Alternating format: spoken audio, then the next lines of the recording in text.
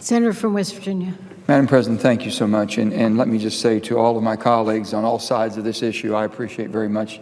It's a great debate, and it's a great way for us to learn our differences and try to find the middle, if you will. I come from a little state of West Virginia who basically the people are pretty common sense, if you will, oriented. And they look at something from the standpoint, our greatest trading partner in our state of West Virginia is Canada. 35 states in the United States look at Canada as our favored nation to trade with. And we've been doing more trading than ever before, and we will continue to do so. I'm coming at this from security. How do we remain secure as a nation? How do we become less dependent? And if you look at what's going on in the world, maybe it'll give you a picture of what we're dealing with, the facts of life. Now, we all want to use the technology, and we all can, through research and development, improve our technology to use the resources that are going to be used that the world has produced for us in a cleaner fashion. With that being said, I don't look at Keystone as being an export pipeline. And even the State Department's environmental impact statement states that export is unlikely to be economically justified for any significant time. Cost and market conditions dictate that this oil will go to domestic refineries and will be used in our country, United States of America. By getting more Canadian oil, we can displace oil that we currently get from less reliable and sometimes hostile countries. Let me read for you. How much oil do we import right now? How dependent are we on this foreign oil? And we should look at basically of the 7.7 million barrels per day of crude oil imports. Mind you, we're getting 7.7 billion barrels per day into our country. I understand the pipeline's capacity would be about 870,000 barrels. That's the capacity if they use the entire capacity. So we're getting 7.7 billion barrels per day. Let's see where it's coming from.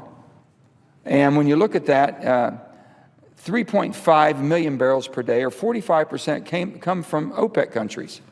And of course, Saudi Arabia is our largest OPEC supplier at 1.3 million barrels per day.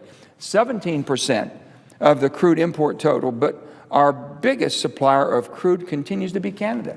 It's already our biggest supplier. And we're afraid that this is somehow going to tip the balance. Let's look at some of the countries that we get this oil from on a daily basis, the 7.7. Of course, we talked about the OPEC countries, but Venezuela, Colombia, Nigeria, Angola. These are not the model citizens of how they treat their citizens in their country, humane treatment that goes on.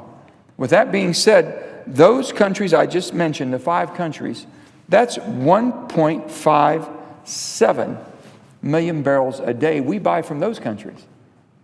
So yes, I'm looking at it from a standpoint that this has pulled us into conflicts around the world that we shouldn't be. And we've been poured into these countries, pulled into war because of oil. I think we all agree on that. This gives us a chance to be more secured as a nation and more independent from foreign oil. And that's what we're talking about. The global supply of energy relies on oil producers in deeply unstable regions. I think we all agree on that too. And in West Virginia, it just makes common sense. Wouldn't you rather buy from your friends than your enemies? Wouldn't you rather buy from people that basically helps your economy and not willing to do harm to your economy or harm to your people? This makes sense to us in West Virginia. We wouldn't be standing here having this debate right now if it hadn't been from our good senator and our good friend from Louisiana, Senator Landrieu. It wouldn't have come up. It'd have been mute. It might have gone to the next Congress, who knows.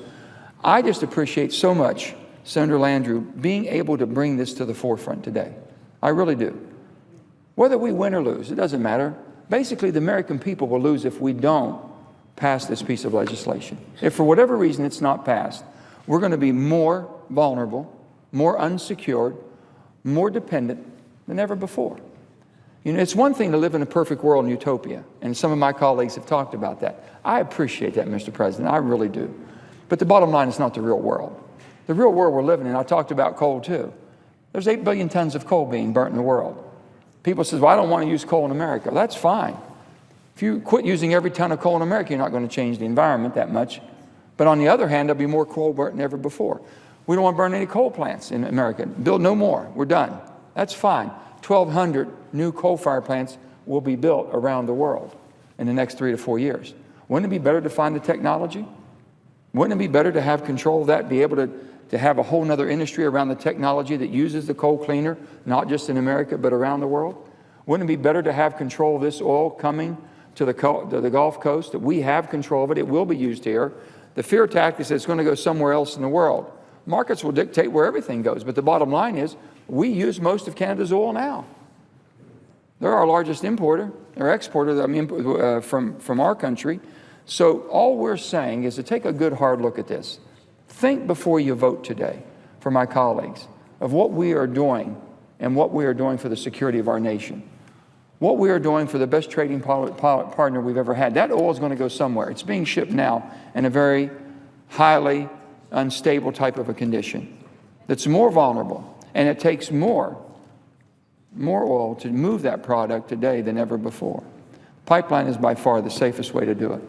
And I've said this, if we can move oil in the most demanding and probably the most hostile, if you will, environmental conditions that we have as far as nature produces in the Arctic, and we as the United States of America benefit by that oil that's being produced in the Arctic for us in America, for all the lower 49. If they can control it there, if they're able to, don't you think that it can be done here? And I just look at it from a standpoint that just saying, enough is enough. I want to thank Senator Landrieu for bringing it to the floor, for us having this, I think, a very informative debate, that we can move forward on it. I would hope that my colleagues would see fit that the United States of America will be benefited, the security of our nation will benefit.